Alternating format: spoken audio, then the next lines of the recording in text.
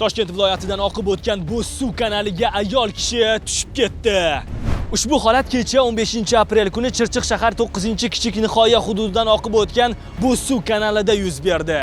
Kanaldagi suvning sovuqligi, oqim tezligi sababli o'zini yo'qotgan ayol cho'kib ketmasligi uchun atrofdagilardan "Yordam bering, yordam cho'kyapman" deb yordam so'ragan.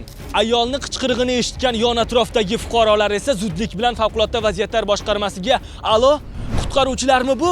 Bo'zsuv kanalida ayol kishi cho'kib ketyapti, tezroq yordam kerak" deb qo'ng'iroq qilishadi. Xabarga asosan zudlik bilan Toshkent viloyati favqulodda vaziyatlar boshqarmasi qutqaruvchilari aytilgan manzilga yetib borgan. Qutqaruvchilar tomonidan fuqaro suvdan qutqarilib, tez tibbiy yordam xodimlariga topshirilgan.